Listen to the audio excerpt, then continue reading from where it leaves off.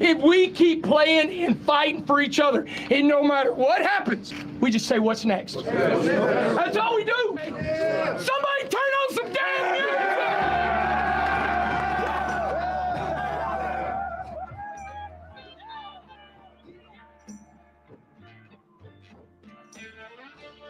You're listening to the Gambling Gauchos. Talking Texas Tech, betting on the Big 12 and beyond. We've got everything you need, money lines, memes, and matadors. Well, you want to quit, Ethan? That'll be the day. Now, here's Kyle Jacobson and Rob Bro, the Moneyline Matadors, the Casino Cowboys, the Parlay Picadors. You see, in this world, there's two kinds of people, my friend. Those with loaded guns and those who dig. You dig. Win. The Gambling Gauchos. Oh, and one more thing. It's all West Texas. It always has been.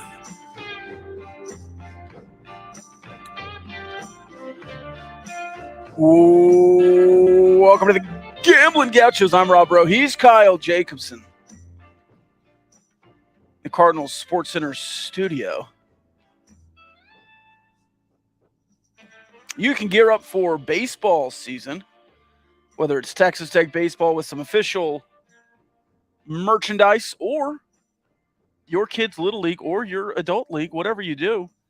Go buy some stuff at Cardinals Sports Center, either online at cardinalsports.com or if you want to look really good on the Jumbotron at Dan Law Field, make sure you get your Gauchos hat also from Cardinals. Can I finish the ad read?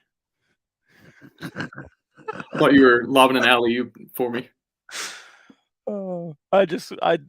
I was just messing with you. That's a funny bit. I could tell you liked it. Or, I don't even remember what I was saying. Or in person. That's what I was going to say. 68th-ish and slide.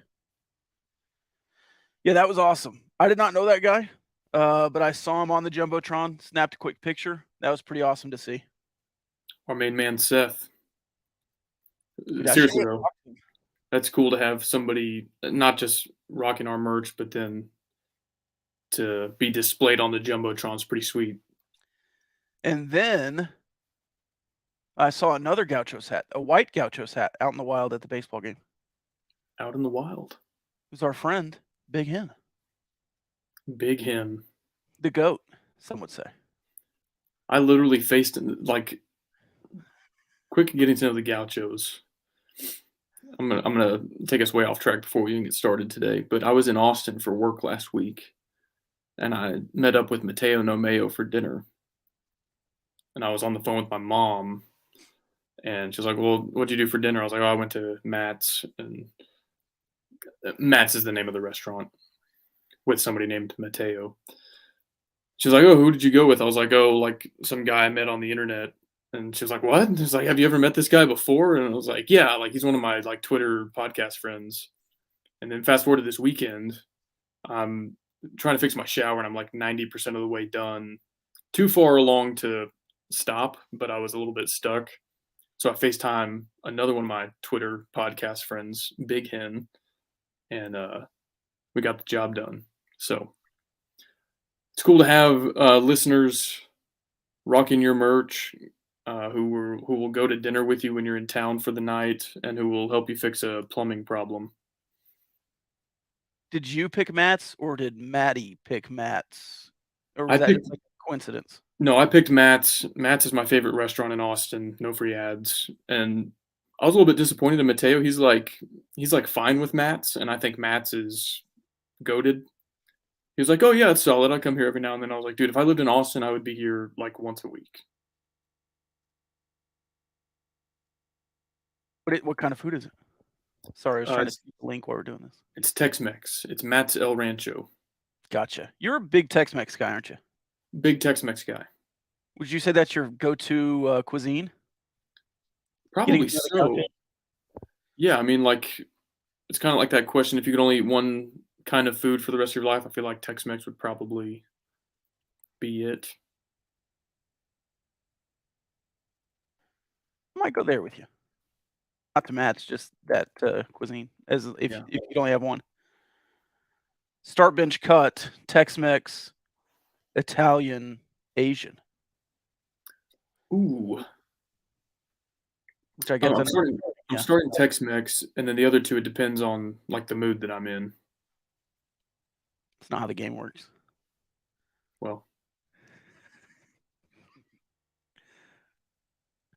so we picked West Virginia as our tournament team. I'm going to inbox your comment, Luke. I'm not going to put that up. Just going to no context inbox that. West Virginia loses against Maryland, which we thought might happen. A bunch of people asking us, do you regret your decision? Kyle, what would you say if somebody asked you right now, do you regret your decision to pick West Virginia? no, absolutely not. No regrets. I mean, it's the risk you take when you go with an 8-9 matchup. You know, anything can happen. If we were trying to pick the team that was going to go the furthest, we had a variety of 1, 2, and 3 seeds at our disposal, but that wasn't the point of the initiative. I will say some questionable officiating. I don't blame it all on that because there were also moments where West Virginia just needed to like hold on to the ball and they couldn't do it. I would have liked to. The other reason why they were so enticing was one, they drew a semi-rivalry game in the first round, so that was pretty cool. But they had a shot at a 1 seed in the second round, and we could have been like big-time underdog story. Didn't work out. But I would say the growth in Twitter friends from the West Virginia fan base, I tweeted something along these lines, but maybe the nets we cut down in March are the friends we make along the way. And so I regret nothing. I enjoyed being a Mountaineer for 48 hours? If that, yeah. And really just one game. We did shift allegiances. We skipped Iowa State. Was that an accident, or could you really not put a new profile picture up? No, I really couldn't because apparently Twitter blew the sort of a wonky explanation. Probably nobody cares, but Twitter blew because you can get a check mark now. They won't let you change your profile picture constantly to avoid impersonators. And so we changed it for West Virginia, and then we were like, I think we were going to change it for Iowa State. You and I maybe discussed that, but it wouldn't let us. So we weren't really like picking Iowa State. We didn't have the Iowa State Gauchos logo up, and then they had the worst shooting performance possible. And so people were talking about the Gauchos curse. I responded to one Iowa State fan. I was like, did we curse you by not picking you, or did we curse West Virginia by picking them? And he was like, both. So I guess anytime somebody loses, whether we pick them or not, it's because of us. It's our fault. We did throw some allegiance there to Kansas State, and they are now in the Sweet 16. Shout out to Jerome Tang. Yeah, they I was worried about the matchup with Kentucky because everybody who I follow from K-State was saying that any team that really excels at rebounding would be a tough matchup for K-State. And of course, they're going up against Oscar Tshiebwe. And so they were not thrilled about that potential 3-6 matchup. They weren't favored despite being the higher seed. I think they were 2.5 or 3-point dogs, but they played really well, especially Marquise Noel. Man, for them to be in the Sweet 16 after finishing 9th or 10th, I think each of the last 3 years in the Big 12, picked last, first-year head coach, pieces of roster together. I know there were some Kansas fans upset that Bill Self wasn't Big 12 Coach of the Year. This is why I went to Jerome Tang. He exceeded by 2, 3, 4 times any reasonable expectation for this team this year, and they might not be done yet. So, absolute props to K-State. They've had a tremendous season, even if it ends here, but it might not. They could. Who knows? Who knows how far they could go? They have a well-built tournament team. In the Big 12, you really just have to survive. This is what Iowa State did last year. Iowa State was not built to win the Big 12, but they were built to win in the tournament last year. I feel like that's what Kansas State has done this year. And what, 13 new guys on the team or something? So, I mean, they had some returners, but even down to the end of the bench and past it, a lot of new guys. Yeah, I mean, it would have been a tough enough rebuild job had that roster stayed together. But, of course, they lose Nigel Pack. You know, it's just tremendous. I mean, you can't say enough good things about what Jerome Tang did there. And, you know, there are some Mickey Mouse Sweet 16s, like Florida Atlantic is favored by, I think, 13 tonight against a 16 seed to get to the Sweet 16. Yeah. K-State is going up against Kentucky, which, say what you want about the win-loss column, it's still Kentucky. They recruit like it's Kentucky. They've been there a million times. Calipari's been in that position a million times. And so, you know, they didn't stumble their way there by beating a 12 and a 13 or something like that. And again, their season's not over. they could keep going. Tshiebwe had 25 and 18, by the way. Yeah, so they didn't do anything to stop him, but I guess that wasn't enough on its own. Pretty wild. So they were, I guess, right to be concerned about him. Yeah. I think I had Tshiebwe picks-wise. Did you ever get on picks-wise? No free ads. Picks-wise has his line at 14 rebounds. He had like 21 or something in the last game. It's crazy. So, and I think in his tournament games, he's gotten 20 a couple of times, even though he played the one last year. I think he played well. So, yeah, that was an easy over on 14. Yeah. Is Baylor, is that one final? I was just looking. They're down by 9 with 47 seconds left. So, yeah, they're done. Creighton, man. Hey, Baylor, which who knows how far Creighton is going to go. Baylor last year lost to the eventual national runner-up. But this is 2 years now coming off a national championship win where they've been a 1 seed and a 3 seed and haven't gotten past the second round. And so they're well coached. They've got good players. It's a great program, but I would imagine there might be some frustration in that fan base if they haven't done a little bit more with all that they have over the last 2 seasons. Yeah, Keontae George, 7 points, 3 boards, 3 assists. LJ Cryer with 28. Flagler with 15. Nimhart, 28. Wow. And I think the other – so TCU hasn't tipped off yet. They got their – let's see. I think it was their third NCAA tournament win since 1968 on Friday night. So they've got Gonzaga tonight. They won't really tip off till we're almost done here. Texas going to the first Sweet 16 since Kevin Durant. I saw a picture of Kevin Durant in a Texas uniform on the timeline this weekend, and just bizarre. And it kind of like puts into perspective how long it's been for them. It does feel forever. Yeah. And then Kansas losing to Arkansas in the second round, which I would brag about calling that in my bracket, which I did. But the rest of my bracket is so bad, I have no leg to stand on there. So calling one shot correctly based on everything I've gotten wrong, I'm not going to go there. But Eric Musselman, his team was, I think, way better than their 8 seed showed. And that guy's tough, man. He has some good teams every year. Yeah, Arkansas and Illinois, that first-round matchup that Kansas had a matchup with, they weren't good teams this year. Well, they were good teams, both of them. But they weren't consistent at all. But both of those had really high ceilings, and either of them, I think, could have beat Kansas, a Bill Selfless Kansas, which I don't think has been discussed much, at least by you and I. No. And I saw that this was an interesting perspective that Bill Self has now had 2 pretty legit contending teams not have the opportunity to go to the Natty. Once because of COVID, where they were, I think, going to be the number 1 overall seed, which, you know, that doesn't necessarily mean anything. But they had a team capable in 2020 of being a Final Four type squad. And then this year he doesn't get to coach them in the tournament when they had 17 quad 1 wins and a ton of skins on the wall. You would have thought they were built to win in March just as well as anybody else. So unfortunate for Coach Self. And I think that covers everybody in the Big 12.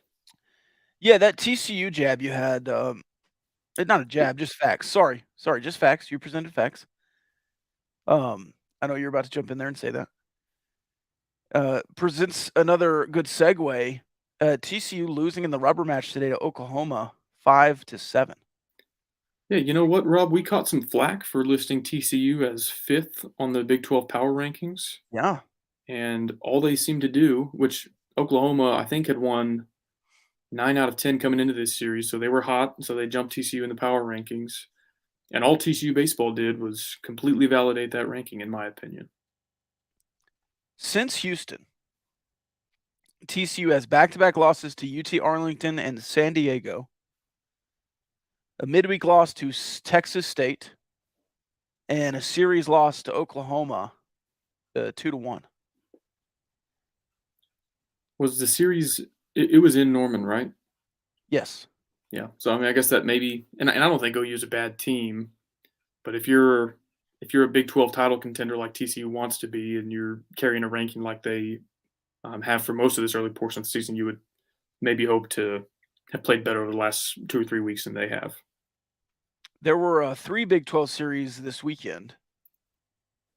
Kansas State, Baylor was the other one, and Baylor, all of a sudden, winning a series against Kansas State, 2-1. Also the home team there.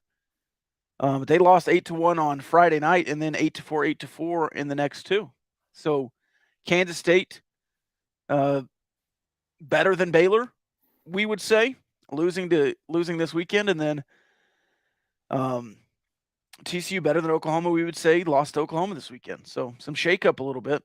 And then we would say, right, Oklahoma State better than Texas Tech in the power rankings. Yeah, we had them number 1 coming in. But they lost to Texas Tech this weekend. You want to get into that series? Let's do it. Let's start with Friday night, where I thought Texas Tech was going to lose the whole time. And then you storm back late, and the 10th inning. Look, I trust I trust Texas Tech's bullpen. I do. They're a little inconsistent, but I think for the most part they've been really good. It's the defense that I have questioned the most on this team. Oklahoma State's defense was awful Friday night. They had 2 early errors, and then just flat out missed a fly ball to end the game. They kept calling it a double the rest of the weekend, but yeah. Which, I will say the counterpoint to that was Texas Tech, by and large, Friday night, they were making contact with the ball. They were driving it to the outfield and maybe getting a little bit unlucky. Like those were pretty well hit balls that were just out over and over, seemingly always with guys on base. And so was that a typical fly ball that is caught, 98% of the time? Yes. But I also feel like you maybe get some credit for making contact, putting the ball in play that often, especially in the outfield.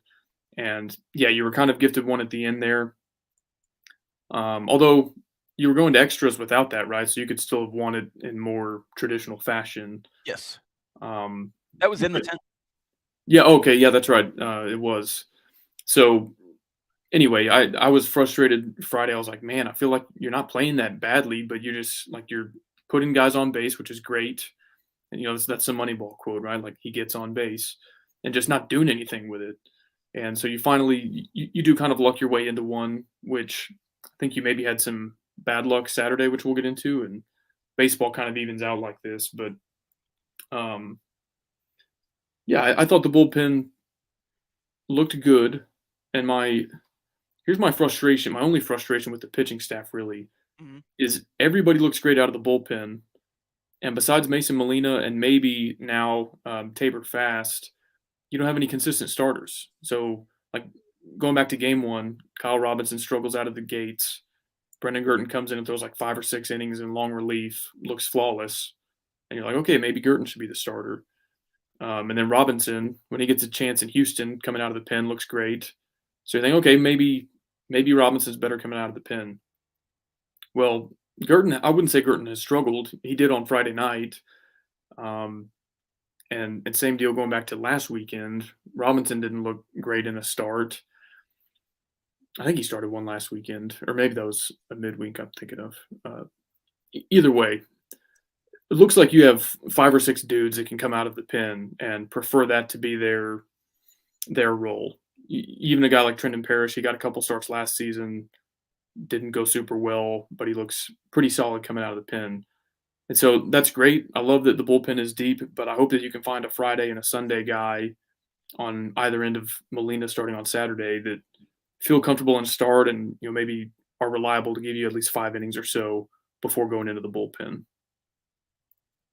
Yeah, and that's a bullpen that had 3 separate multi-inning or at least more outs than 1 inning relief appearances. Brendan Lysick, Ethan Coombs, and Ryan Free all pitching an inning plus, no runs, and only 3 walks between the 3. Coombs had 5 strikeouts. Yeah, I loved the energy, especially Lysick, because you were clawing back for that entire game. Like, you were trailing the whole time. And I wouldn't blame a pitcher for kind of losing some juice coming out of the bullpen and being like, oh, we're down by 4 runs, we're down by 6 runs. But those guys were fighting hard, and then they gave the offense a chance to get you back in the game, which they did. So I loved what I saw from Lysick. Ryan Free, his stuff has been great all year. And thankfully we got to see a little bit of him on Sunday too. But yeah, I think your bullpen is definitely a strong suit of this team. And the bats, maybe a little bit inconsistent, but that's part of the sport.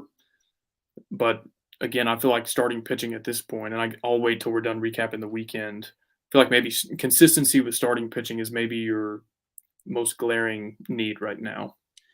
Yeah, and Coombs, he struggled a little bit in that second inning he was in, but that first inning, deadly stuff. And you see why every year he's moved up in a division and gotten better and better. And he's gotten his shot at Texas Tech, and hey, Peckham. From LCU last year. Anything else on Friday? Close my fingers there. Just to your point on the energy from the bullpen, I think that translates to offense. When your pitchers are out there hooting and hollering and giving you strikeouts and coming to the dugout saying, your turn, I think that generates something. Gage Harrelson 0 for 5. I think Coleman was hitless. Let's go back to the box score. Somebody else had a rough day. Brome hitless. I think that was a pinch hit. But Bazell 3 for 5.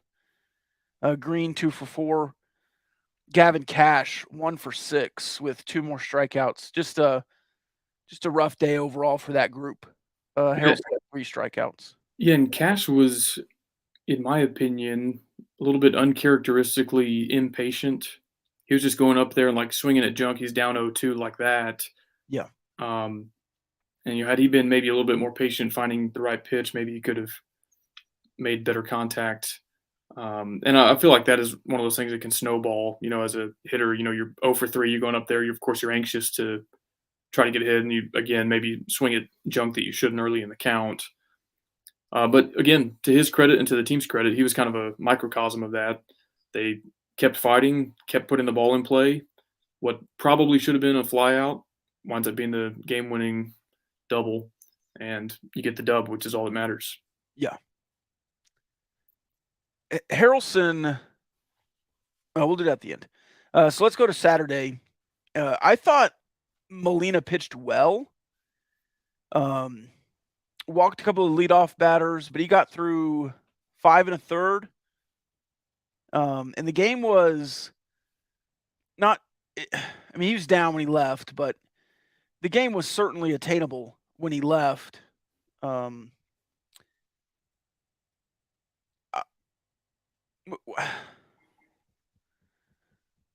still think Molina is your most consistent starter, but still 3 walks, a wild pitch, some issues there.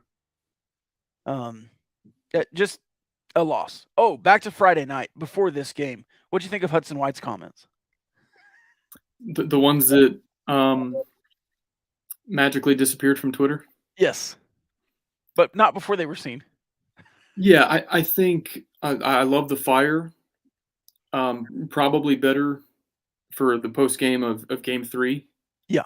It's kind of like that. It's a learning moment because, like Kobe, when Kobe's up 3-1, job's not finished. So when you're up 1-0 in a series, that's great, but job's not finished. But he's a true sophomore. I think he probably recognized it after he said it. I totally understand it, like heat of the moment, adrenaline flowing after a big win, that you want to say something like that. And for the most part, he and the team backed it up. They wound up taking 2 out of 3, but you don't want to give your opponent bulletin board material mid-series like that. And who knows, maybe Oklahoma State was fueled by that to some extent on Saturday. Do you want to paraphrase what he said? Oh, he straight up called him little brother. Said, hey, that's 15 out of 17. Their little brother. So there's no paraphrasing to be had. Oh man, so good. And again, he's right, but again, just maybe time it for Game 3 instead of Game 1. That was my only issue. That it was after Game 1. You have to go play him twice again. Yeah. And he doesn't play on Saturdays. So we're 5-0 in Hudson White plays. Yeah. So I thought that was interesting. Yeah. Oh man, that was really good. Anyways, Huddy has never lost to Oklahoma State when he's played. That's true. So on Saturday, it's a 2 p.m. first pitch. Hopefully, everybody made it out to Rahino Barbecue for lunch right before then, because they're open Thursdays, Fridays, and Saturdays. You know them, you love them. Rahino Barbecue, named a Texas Monthly Top 50 barbecue joint in the state of Texas. You can't miss when you go there. It's all good. The ribs, the brisket, the turkey, the sausage, the chili, the brisket burgers, and a plethora of side options. Get there early because the lines are long. People have heard the good news about Rahino Barbecue, or you can order ahead to make sure your food is there. RahinoBBQ.com. Give them a follow on social at RahinoBBQ. Let's get into Saturday. My overall takeaway on Saturday was that baseball can be a little bit of a funky game, and you can lose pretty badly without playing that poorly. And I've got a couple of examples. First off, just like Friday, you kept putting guys on base at a pretty good rate, weren't converting it to runs, which part of that is your ability to perform in big moments, and part of it is just sort of a numbers game. Sometimes you hit well with runners in scoring position, sometimes you don't. So I didn't feel like down on the bats or anything. I was encouraged by how much traffic there was on the base paths. But here's just one of those moments where you feel like baseball's kind of an unfair game. Harrelson hits one hard right up the middle. I mean, like right over the base at second.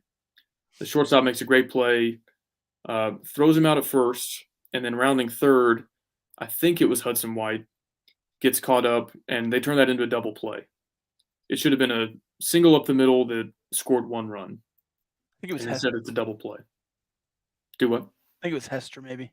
It might have been Hester. Yeah. So anyway, you look at that at bat and you think, okay, Harrelson made great contact. Like, you'll take that pretty much anytime he's up at the plate, but Oklahoma State finds a way to make it a double play. I think the next half inning, maybe an inning and a half later, Oklahoma State hits one not quite as well to second base, and Austin Green can't quite field it and get it to first base in time. That turns into an RBI. That should have been a put out. And so just those 2 at-bats out of a ton of different at-bats in that game, you think, okay, like, our guy hit the ball better, but it was a double play, and their guy drives in a run. I also feel like you missed an opportunity. Their typical Saturday ace was a scratch. So their starting pitcher comes into the game with an ERA north of 6, and you didn't capitalize. Normally, if you told me the opposing starting pitcher has an ERA north of 6 with your lineup, I'm thinking, okay, we're going to, if not feast, we're going to at least get to the bullpen early. And that was an area where you felt like you had the deeper bullpen that played to your advantage. Instead, he holds you in check. He throws 100+ pitches, and you weren't really able to take advantage of that part of the game. He was really good. Harrelson struggles again. Cash struggles again. Some big hits between the two of them. I think they both had 1 hit each. But Trenton Parrish also comes in and struggles, gives up 3 earned runs. The defense didn't help much in the game, but the defense hasn't helped a ton this season beyond the double plays and some plus plays in the outfield. You're just going to kind of have to survive the defense. It's not bad most nights, but it's not great either. Well, and with as many freshmen as you have standing out there, you would hopefully expect that by game 10, 20, 30, that there's improvement, week over week, and especially in some of that situational type stuff where they've maybe been there, seen that before. Yeah. I don't think you want to bank on that because you don't usually make huge leaps within the season, but hopefully they're starting to get their feet under them. We had some comments. It was Tracer Lopez who was thrown out rounding third on that double play that, in my opinion, is typically an RBI single. Here's a moment, without skipping ahead to Sunday, that I think you saw improvement in situational baseball just from Saturday to Sunday. Austin Green comes up to the plate on Saturday with the bases jammed. I don't remember what the score was. Maybe you were down by 2, maybe you were down by 4, but an opportunity, especially with a bat like that, to really alter the trajectory of the game. Unfortunately, he couldn't do anything with it. Comes up to the plate with the bases jammed on Sunday while the score's 2-1 in your favor, and basically puts the dagger in Oklahoma State with one swing of the bat. And so in the game of baseball, you're not ever guaranteed to get a base hit in a certain spot like that. But there was a moment on Saturday where you felt like you could change the game and weren't quite able to capitalize. But same batter, same situation on Sunday, you get exactly what you need.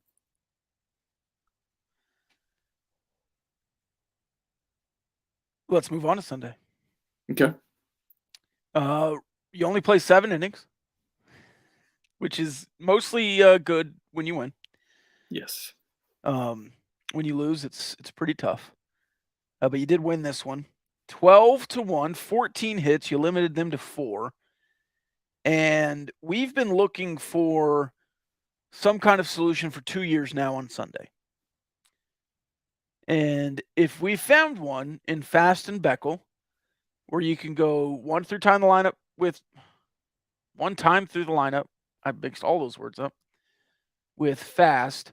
If he's pitching well, you let him go until he struggles, and you put in Beckel, and there's your starter, kind of an opener starter kind of roles there. Love it, especially with those two, a little bit of differing styles. Beckel, a little hot today.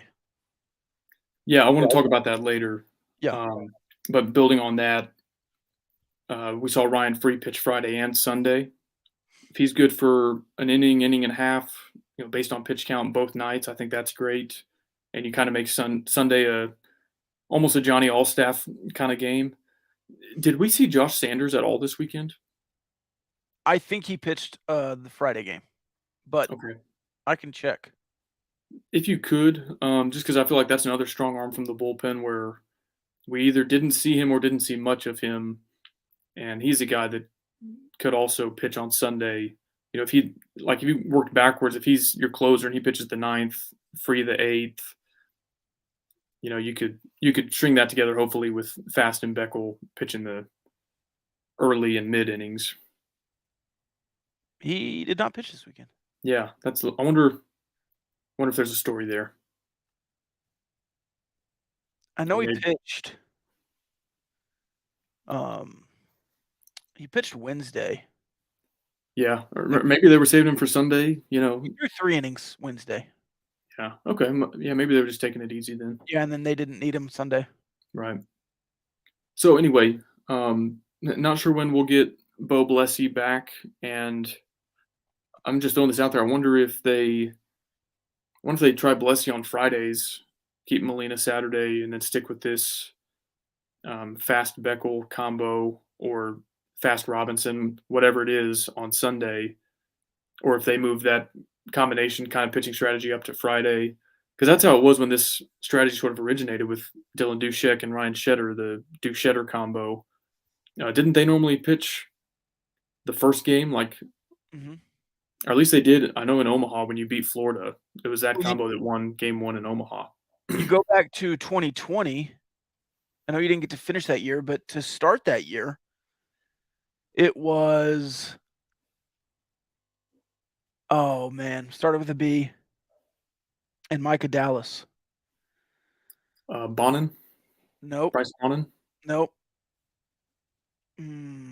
That's gonna bug me. Hmm. I had a Step Brothers meme for him. This is pre-Gauchos. Anyways, Micah Dallas was he came out of the bullpen that year, and they were just mowing guys down. I think Rice was one of their last starts, and they just dominated. 6 innings from the B starter. Damn it. And then Micah Dallas pitched the final 3, and it was over. Yeah. I'll say, too, on Sunday, this is where the good luck, bad luck of baseball kind of maybe worked against you on Saturday, but then it worked for you on Sunday. You're getting their ace, who on the broadcast they said was preseason Big 12 pitcher of the year. He had, I think, a sub-2 ERA coming in. And, I mean, he kept you in check for the first, 5 innings or so. And then they left him out there 2 or 3 batters too long. Load the bases. Austin Green hits a no-doubter to make it 6-1. And at that point, I felt like the game was pretty safely in hand. But they leave him in again. I think he walked somebody, or maybe it was a single. And then Bravo hits a 2-run bomb. And then it's like really shaping up to not be so good for Oklahoma State.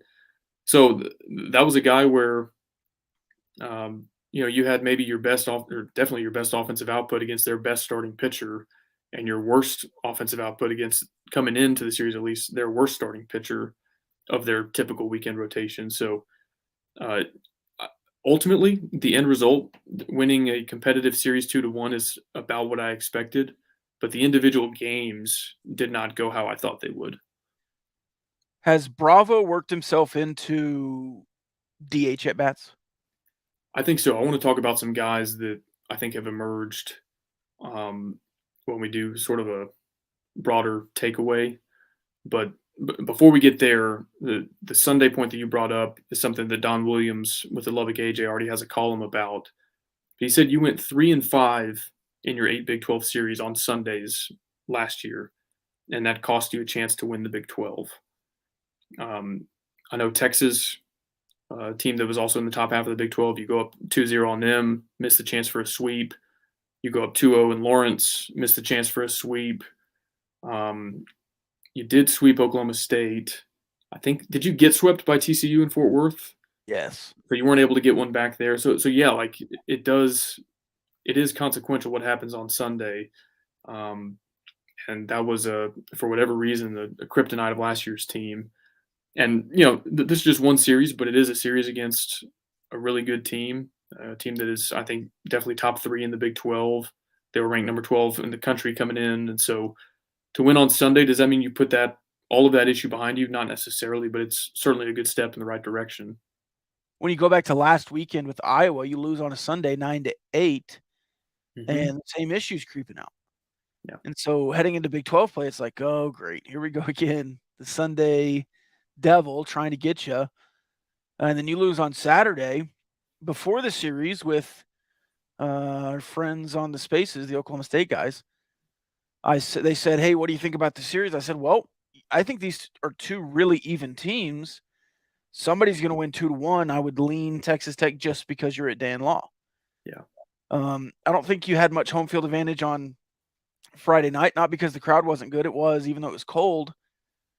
You just didn't have a jet stream. You didn't have any wind that you're used to. It was a dead park. Right. Well, and their fans, I don't even think this is like a bad take or anything, but their fans will think that they should have won the series because of how Friday night played out. And like, they're kind of right. You won on a somewhat lucky play, but also like, let's line up Mason Molina, one of the best pitchers in the Big 12, against a guy with an ERA north of 6. Let's play that game 10 times and see if Oklahoma State wins it, more than twice. So that's just how baseball goes sometimes. I don't feel like you lucked your way into a series win. I think you had base runners throughout the weekend. Your bullpen looked good, and you got decent starting outing from Molina, and Sunday's pitchers, I thought, pieced together a really, really good game. And so overall, I feel really good about this team. And let's talk about like opinions or takeaways going forward now, unless you have anything else specific to this series that you want to cover. Not unless you want to talk about Josh Holiday being a crybaby. Yeah. Okay. So yeah, we can get into that and He's the got to be Beckles tired stuff. of just getting hammered by Tadlock. He's got to be tired of it. Well, and just some of the stuff like that foul ball that he was out there whining. He wanted a review, and I guess you were watching on ESPN Plus like I was. They don't have an angle of like down the right field line. No. You can see it landing like 50 feet right of the foul pole, like on the track back there. So that doesn't necessarily tell you where it crossed the foul pole or anything, but like a reasonable person could discern that was foul and probably not that close. No, that would have been a sick hook to get Right. all the way to the other side of the track by the time it was, Yeah. 30 feet past the pole. That would have been like me off the tee at the Yeah. driving range, 100%. which is not typically how a baseball is hit. Yeah, just all the antics. So yeah, I'm lumping him and his team together here. But when it was a 2-1 game in the maybe fifth inning, right before you broke it open, like it's a competitive game. Well, I'm going to back up further. There were 2 routine fly balls to left field that Hester, got to put out, and both times he turns around and has like a somewhat lengthy conversation with the Oklahoma State bullpen. And I don't know, I can't pretend to know what's like normal in those circumstances. Because when guys get on first base, like they'll chat with the first baseman, and Right. That doesn't necessarily mean that it's trash talk. They might remember each other from high school, or who knows. So I don't know if anything coming from the Oklahoma State bullpen was malicious, but there was at least extensive conversation. Then in the 5th, when it's 2-1, Kevin Bazell walks, and something must have happened before that, because the whole way he's trotting to first, he's staring at the pitcher, which I feel like you don't do a stare down after earning a walk for no reason. Like there was something said. Yes. Timing was unfortunate for the Oklahoma State pitcher, because the next pitch, Austin Green puts 4 runs on the board with a grand slam. And it reminded me of that stand-up comedian, I think it's Cat Williams. You shouldn't have been talking shit. Yeah, I'm not going to do any more impersonations after how the Christopher Walken one went. No, that was good. Yeah. Do some more. No. Do more Cat Williams. So that's what that reminded me of. Like we could have memed that pretty good had I thought of that sooner. But it like continues after that, and at this point, Oklahoma State is about to get run ruled, like they're getting their ass beat. Which at that point I would quit chirping and just tip your hat and move on. It didn't stop though from either side. I didn't notice anything on the broadcast with Beckel that was like egregious, but it seemed to me that the Oklahoma State manager Holiday was almost like lobbying the umpire, saying like basically crying that Beckel was talking too much after a strikeout. Yeah. Which I just think is so soft. It's the opposite of, if you don't want me to dance, keep me out of the end zone. Like if you don't want me to talk after striking out your batters, then have your batters put a barrel on the ball, and like you're losing by 9 runs or whatever it was at that point. So allegedly they'd gotten warned, and then Beckel said something, and they were like, "Oh, I thought you warned us. You said something. He didn't listen to the warning." And I wouldn't care if it didn't carry the 4-game suspension. Oh yeah. Apparently that is like an automatic deal, and they're going to appeal it. Hopefully they're successful. Because like if he gets tossed from that game and that's it, who cares? You're up by 10. But to me, that's just so soft. That's like crying that, I don't know, like at some point in a youth basketball league, okay, yeah, you have to like teach sportsmanship and all that. But these are grown men. The coaches are being paid. The players are basically being paid nowadays. It reeks of like picking up the ball and going home and crying about it. It's like, it's just so soft in my opinion. Like if you're going to talk when the game is tied or a 1-run game, then be prepared for the other team to talk when you're down by 12 runs. Yeah. I'm going to say something here, and it's going to cut both ways. Attitude reflects leadership. People always watch Texas Tech baseball and say, man, these guys are chippy, and Tim Tadlock's nothing like that. No, he is. He'll get fired up, and you see it. You kind of have to watch or listen to his press conferences because just because he talks slow doesn't mean he's not talking shit. All right. But the same way, like they play with an edge, they play with fire. Texas Tech does, and I respect it. I don't respect Oklahoma State's edge because it just seems loserish, and that's a lot of what I think about Josh Holiday. He just seems like a loser, and certainly against Texas Tech, he has been.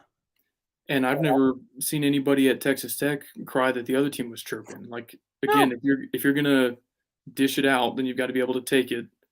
And Texas Tech has never hesitated to dish it out. Like I'm thinking back year 2, their first trip to the postseason under Tadlock, the incident in Coral Gables with Eric Gutierrez, the base runner kind of running into him, and I thought this was pretty innocent, but Gut just kind of like drops the ball in his lap, and the other coach gets real fired up about it, and like the rest of the dugout, coaches and players included, were ready to defend it, man. Like, there's the water the tree incident at TCU with the players splashing cups of water around, and Jace Young last year yelling at everybody running the bases. Like, that's who this team is.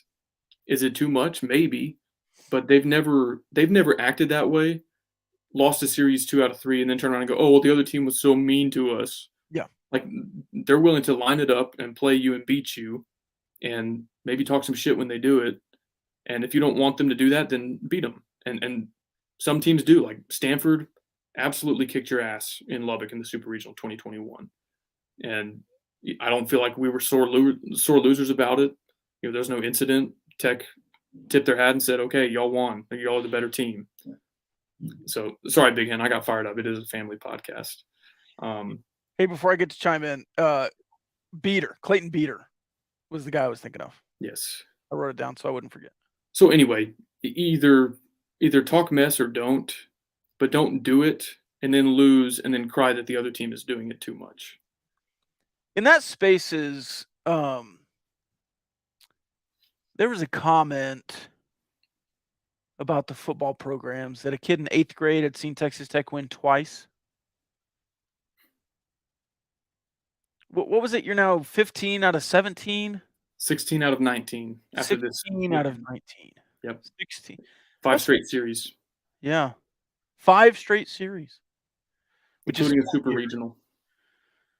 So in kindergarten, you've not seen your team win a series.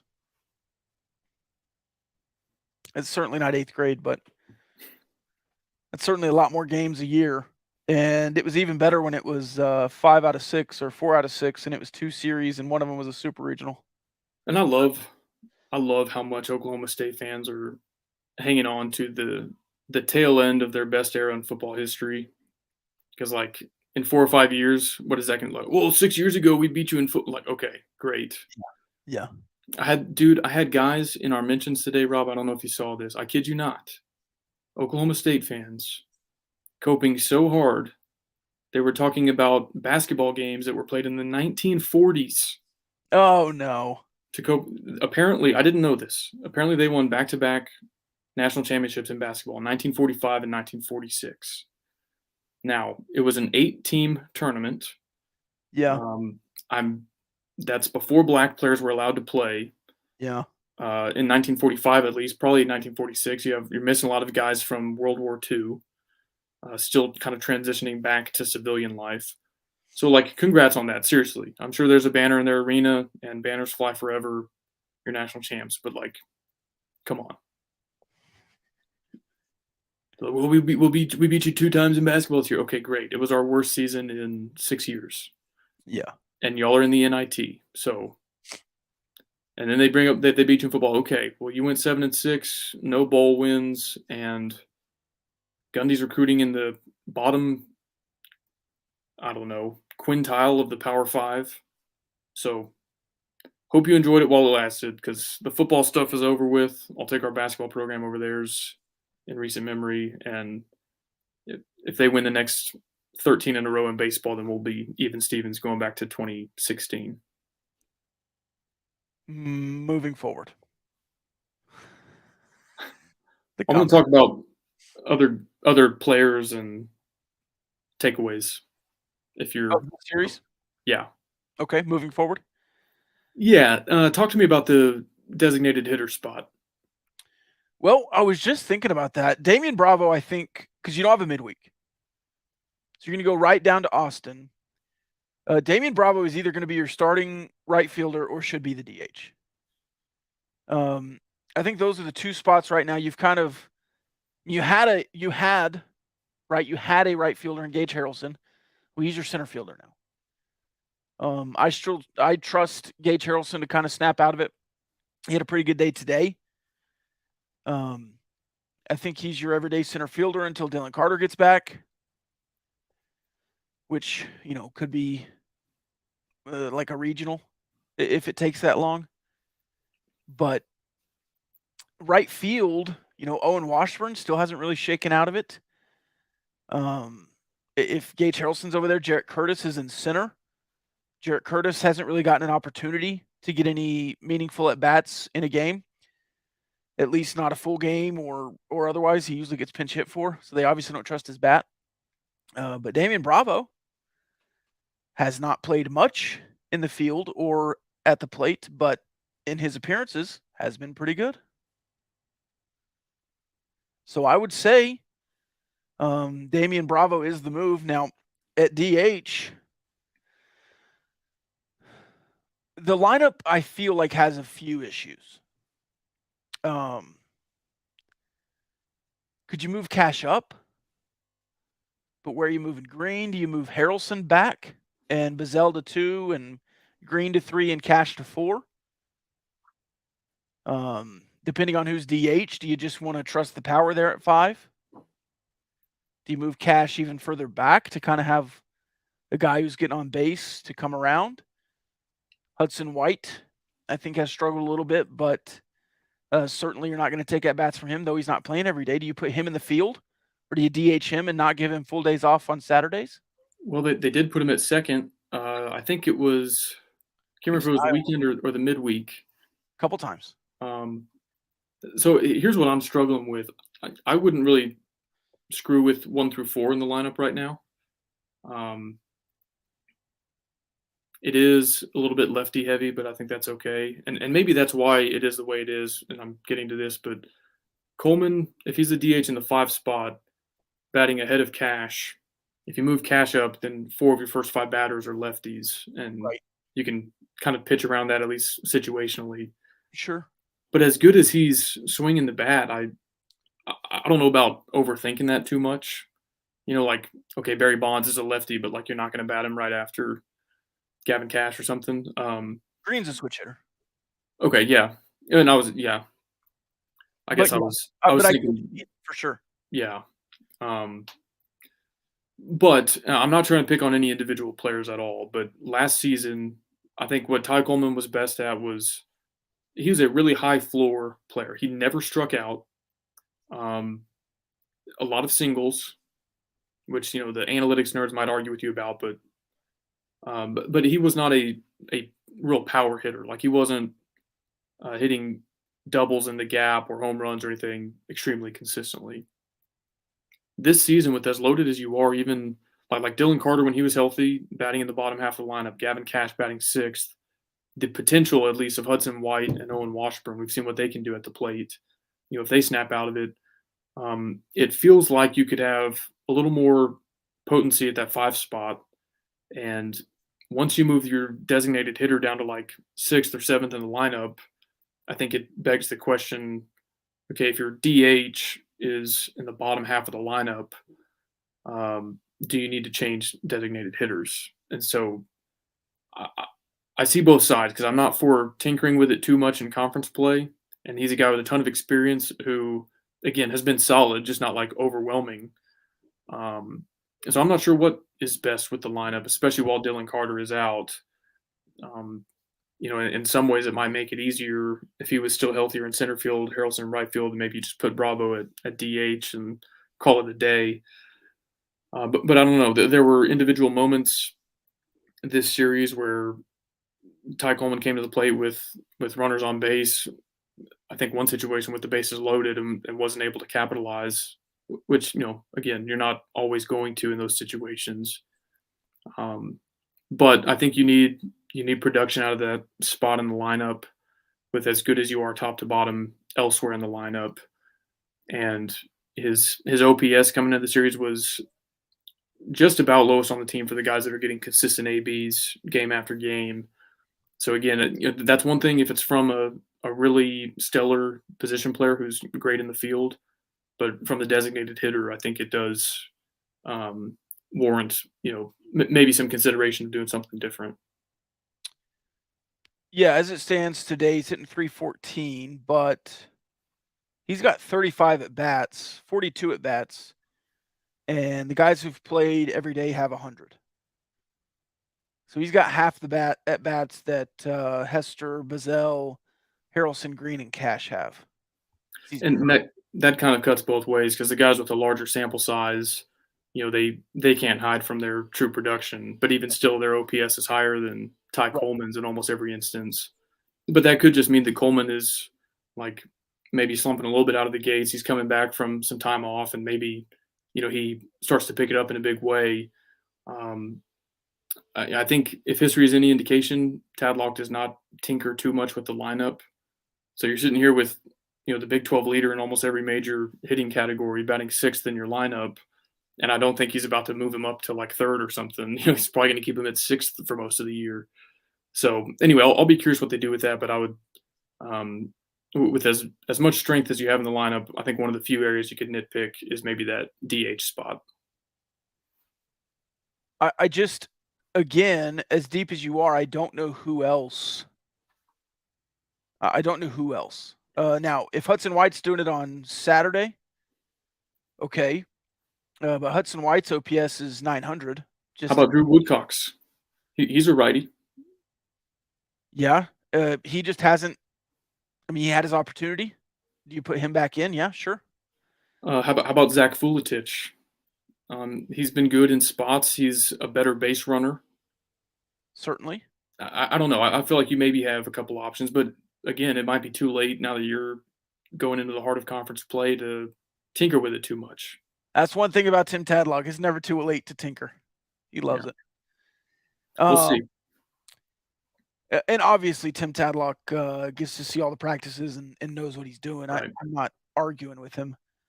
But I do think that's something they're looking at, is what I would say. Another guy you mentioned earlier, Tracer Lopez, another young gun, and there's a lot of youth on this roster. Earlier in the season, it seemed like you were kind of rotating a little bit at shortstop. You think he solidified that spot? Yes. Me too. And I think there was some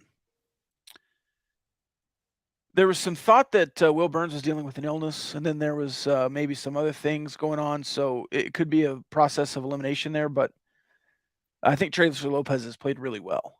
I do He too. made some really good defensive plays this weekend. Yeah. Tabor Fast, he was not in the weekend rotation to start the season, but our good friend and the often referenced Keith Patrick told us like he's a guy who's on a trajectory that he could be a weekend starter by the time the season is over with. And he was kind of thrust into that in part due to some injuries. But I think, especially today, he went, I think 4 innings. 3 and a third. Maybe 3 2/3. Maybe. Either way, pretty solid all the way through the lineup once. And then I think going into it the second time, only gave up 1 run. I thought he handled it well. And so I don't know how reliant you want to be on a true freshman pitcher in your weekend rotation, but if he's producing, then maybe you keep him there. Yeah. And hey, that was an Oklahoma State team that won 12 in a row. The longest winning streak in the country at the time. Granted, it was Loyola Marymount, who they split with, Missouri State, Austin Peay, Arizona State, Utah Tech, Dallas Baptist. So it wasn't like they were playing heavy hitters, but it's hard to win 12 baseball games in a row. Yeah. You mentioned Dinger Derby, the oft-mentioned Red Raider dugout product. Part of the Staking the Plains Network. Hey, if you wanted to hear more insights during a game or around a game from Red Raider dugout, where would you go? Oh, during the game? During the game, yeah. So this is actually a pretty cool perk of our Patreon community. You get access to the Discord server, which we talk about all the time, but it's not just me and Rob in there. You do have other content creators from the Stake in the Plains network. So we have Michael and Spencer from the 23 Personnel podcast. We have the Seeing Scarlet ladies. And then, of course, Keith with Red Raider Dugout. I think David Collier is in the Discord, but he might be on read-only mode. But yeah, I think it's cool, because Keith knows the game better than I do, and knows the players and the staff better than I do. So there'll be a situation in the middle of the 6th inning or whatever, and he can kind of break it down and maybe give some insight that isn't being shared on the broadcast or something. So if you follow closely with baseball and want to be part of that this baseball season, join us on Patreon. Patreon.com/GamblingGauchos is $5 a month. Have some exclusive interviews, some in-depth look at Pac-12 versus Big 12 TV data, access to the Discord server. So hopefully you're getting a lot of bang for your buck. I know we have a good time in there, so hopefully everybody else does too. Luke says, I don't like Ty Coleman's speed. If he's just going to hit singles, get Washburn some more at-bats, it'll pay off next year. Yeah. And maybe it's a thing where you get, I think Bravo has like 20 at-bats maybe. Maybe you give Bravo a series, but you let Washburn hit DH Friday, Sunday. I don't really like giving Hudson White a full day off. Now, obviously, catcher is a tough position, and you want to keep him healthy for regionals and super regionals. But if he's one of your best 9 bats, surely you can go out and DH some, right? Yeah, I would think so.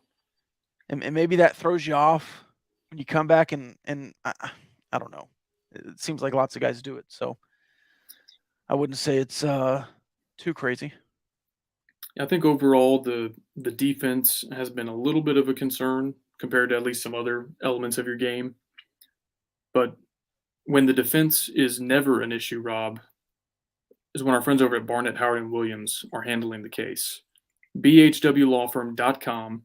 They can help you out with all kinds of stuff. Catastrophic injury, if you got hurt on the job, maybe operating some heavy machinery, criminal defense, family law, certified in Title IX student litigation, one of the only law firms in the state of Texas to carry that distinction. They hope you never need them, but you've got somebody really solid in your corner. If you do, Barnett, Howard, and Williams Law Firm, 3 double Texas Tech grads. You can learn more at bhwlawfirm.com. All right, I have one major concern with this Texas Tech team. Okay. And right now it's just anecdotal. I'm trying to get some stats here from D1 baseball. But let's just keep it anecdotal because I can't figure out where they have it. Stolen bases. Oklahoma State was doing something I don't see often. It is kind of a college baseball, high school baseball thing. You kind of have the little league thing that Texas Tech does. They just poke their bat out there. They're never going to bunt, but they poke the bat out there to make the guy throw a ball. You see that in little league a lot. No, I'm not calling it bush league. You see it a lot there. Oklahoma State did more fake steals than I've seen in a while.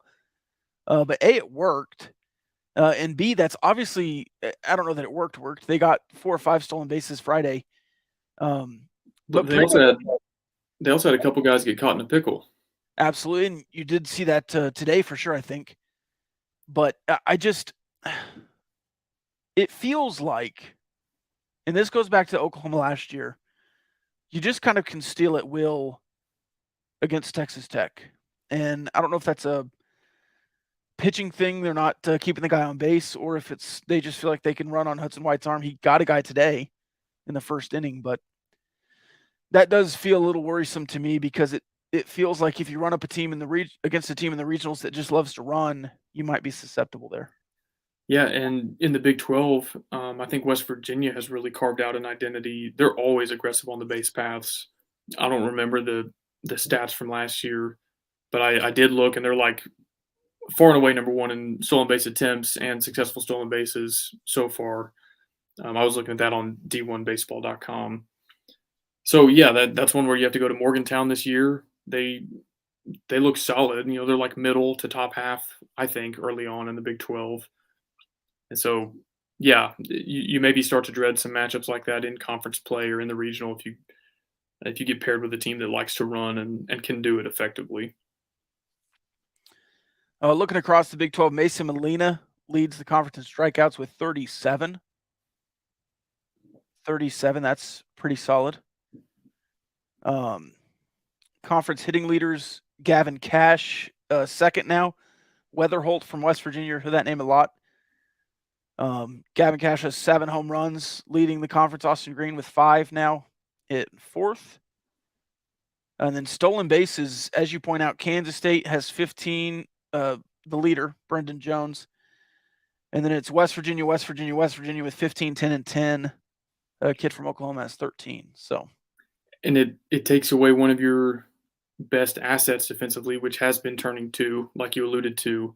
You know, it's one thing, it gives you some margin for error if you can walk a guy, give up a single, and have a good chance to force a ground ball double play. But if that guy steals second before you have the force out opportunity, then it takes away one of the things you're best at defensively. So that could kind of make that a double whammy. now I know you hate throwing to first base, but maybe that's something they do a little more moving forward, or at least look over there a little more often. All right, you want to do a Discord mailbag? Let's do it. Did you have any other thoughts on the baseball season moving forward? I know you head to Austin next weekend. Yeah, that's gonna be a tough series. They haven't had as good of a start as they would like to. This is the preseason Big 12 favorite. I think they had 8 of the 9 first place votes. You know, they're always going to have talent. Going to their place is not going to be easy. No matter how it happens, if you get 2 out of 3 in Austin, I'll feel really good. If you get 1 out of 3, I think you lick your wounds, and that's okay. You just really want to avoid a sweep, because that'd be really detrimental in terms of your Big 12 title chances. And we talked about this before the season. The way your Big 12 schedule plays out, you play the 4 best teams in the conference your first 4 series. And if you can survive that above 500, you're going to have a shot your last 12 games in those final 4 series to make some noise, because that's where you could maybe finish like 10-2 or something if you get hot. But if you start out 5-7, 6-6, that's going to make that tougher to do. So you kept pace this weekend, and I think if you leave Austin 3-3 in Big 12 play, given who you've played and where you've played them, you know, is that going to wow anybody? No, but I think that's good enough to live to die another day, so to speak. Texas 10-0, but have played Sam Houston, Mercer, Manhattan, North Dakota State, and New Orleans in their last 10. Yeah, but they also lost a lot earlier in the season that, you know, to teams that they probably had no business losing to. Yeah. And they've also lost to some really good teams. So I don't want to hammer them too good, but no. They lost a game to Indiana. They lost a series to Cal State Fullerton. But 14-7. There you go. Going to be interesting with Cash in Austin. Yes. Luke will be there on Saturday. Tech is undefeated with him in attendance this year. There you go. And then protect Gavin Cash at all costs. All right, the Discord mailbag brought to you by Diversified Lenders. Diversified Lenders gets your accounts receivable into cash. Call them Red Raider owned and operated. 2 generations of Red Raiders. Is it better to not make the tournament or get bounced in the round of 64? Better to make it. Always. I mean, that's to make it. Obviously there are levels to this, but that's like the benchmark of a quality season. Did you make the tournament or not? And so, yeah, it matters once you get there. And of course, if you go to the Elite 8 or whatever, that's awesome. But making the tournament is kind of like the first box you can check on. Did we have a good season this year? The question asked to Ryan says, it doubles down. He's asking about if you're a high seed,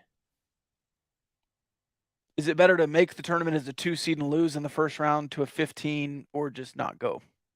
I still say the same. See, okay, that's where I might change my answer.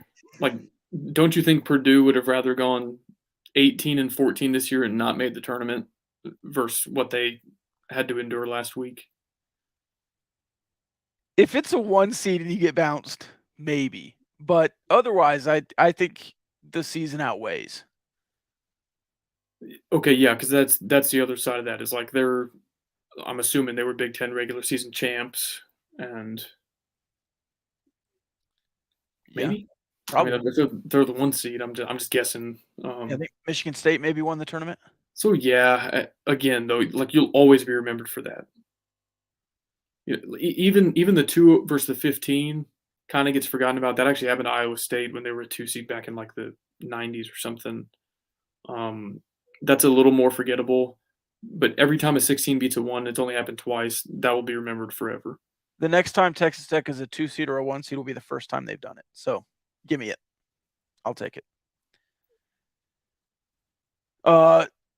In the appropriately named "Stop replying to the mailbag, you animals" mailbag, someone replies, "My soul would leave my body if Tech got tossed as a 2 seed and lost to Princeton.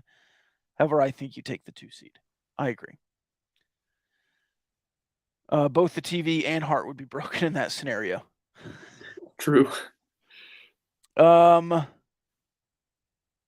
yeah, there's just a bunch of responses here. The mods have lost all control. What's new? You're stranded on an island. The only 2 viable hydration options are ketchup water and hot dog water. Would you survive? Okay, I might be pulling a Kyle on this, but wouldn't both of those have a ton of salt and like not be good for you? Well, on a desert island, if you're not eating, they would be good for you. I don't think you're supposed to. That's why you can't just drink the ocean water. Like that kills you faster. Like there might be You're too saying much sodium in both of those, in hot dog water and ketchup water, for that to like have diminishing returns. But I understand the This premise of the question, so I think I'll lean ketchup water, but I don't like ketchup. to me, the question precludes anything beyond it. Will you survive? Yes, I would. I would survive. Figure it out. Another response to the mailbag, but I'll read it because it's funny. Is Fred Durst there? Do you get that reference? No. You're not a Limp Bizkit guy? No. Start Bench cut their hot dog flavored water song. Can I name 3 Limp Bizkit songs? Behind Blue Eyes, which is a cover, and I'm not a Limp Bizkit guy either. Question for a non-DCTF episode. Hey, by the way, if you want to listen to us on Wednesdays, you can join the Patreon and live stream on Twitch Wednesday nights, or you can listen to that podcast on the feed of the Dave Campbell's Republic of Football Network podcast feed, where we debuted last Thursday as Kyle and Jacob, which I was not offended at all. Should there be a season-long knockout tournament in basketball like soccer has, would you prefer it to be D1 only or open to all NCAA teams in all divisions? No. No. I don't even know what that is.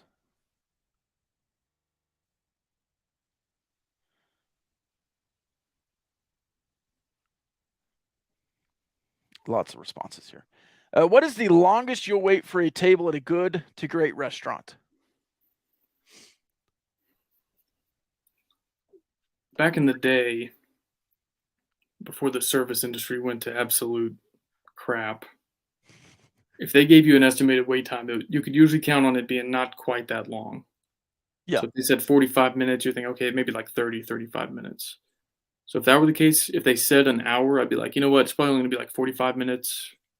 If we're committed, that's the longest I would wait. But now if they tell me an hour, I'm like, well, that could be an hour and a half, and I'm not doing that. I don't wait at restaurants. Westwants. You widowy being in the Westwant. If they told you 5 minutes, you wouldn't wait? I mean, yeah. But I generally I don't go out a lot. I don't go to restaurants. Because there's also the calculus. Odds are, if there's a wait at a restaurant, it's like a busy night for all restaurants. So by the time you get in the car, drive to the next restaurant, and get on their wait list, you could like probably already be eating at the first restaurant. I also will sit in the bar. If they're like, hey, it's a 30-minute wait, or you could sit in the bar. All right, I'll sit in the bar. It's fine. I did that at a popular restaurant last week. Went out, had a party of 6. And they were like, yeah, it's going to be a while. It's pretty packed. I said, yeah, it is. I can see. And they were like, or you could just sit at that table. Now, the table's half full. It's a long table right in front of the bar. So we sat with other people and just had our meal instead of waiting. Nice. With like a crowd of people around us waiting for their tables. And we just got in and out. That's smart. There was a moment, though. I was in Arlington. I think I've told this story before. I went to Papa Do's. And we walk up, and we see a ton of empty tables. We're like, oh, yeah, we're going to get in and out of here. It's awesome.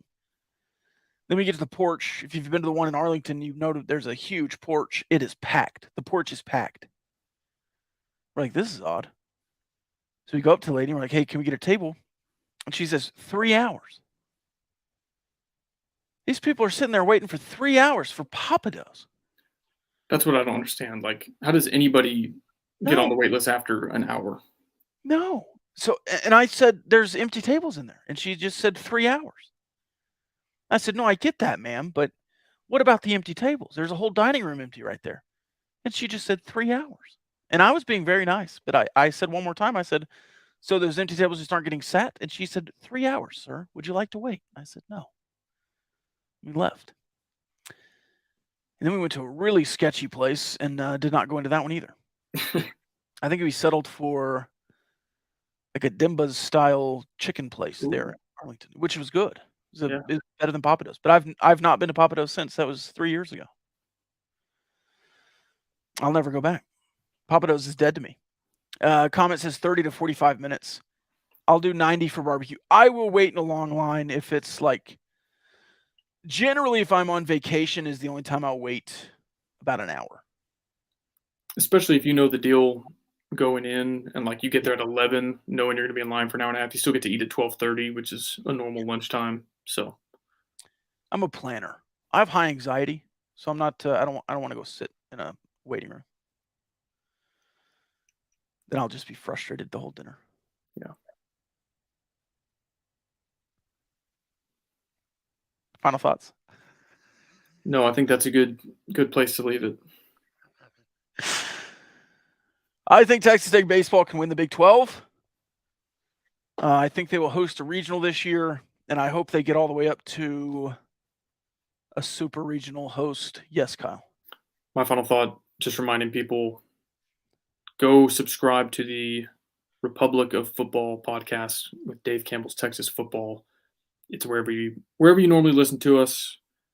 Besides YouTube, I don't know if they have a YouTube channel, but Spotify, Apple, subscribe there. That's where we'll be midweek from now through at least the end of baseball season. And then in summer, I'm not sure exactly what our programming schedule will be. So if you really love the Gauchos, you got to subscribe 2 different places. But we hope to make it worth your while. Yeah, every Thursday we'll be there. So yeah, we record Wednesday and then. Right. Yeah. One last final thought. We mentioned Red Raider Dugout earlier as your premier place for Texas Tech baseball. Obviously, we're going to do our due diligence as well. You mentioned seeing Scarlet. The women's NIT in Lubbock again Monday night. The Lady Raiders and SMU in round 2 of the WNIT to go to the Sweet 16 because that is a full 64-team tournament. Very exciting. I will be there in section 118 if you want to come see me. It's probably not prudent to give out your section but I did. You can come That's see me. okay. You can come find me anyways. I'll tweet out my speak. Anything else? Nope. Love y'all. That was the shortest final thoughts of all time.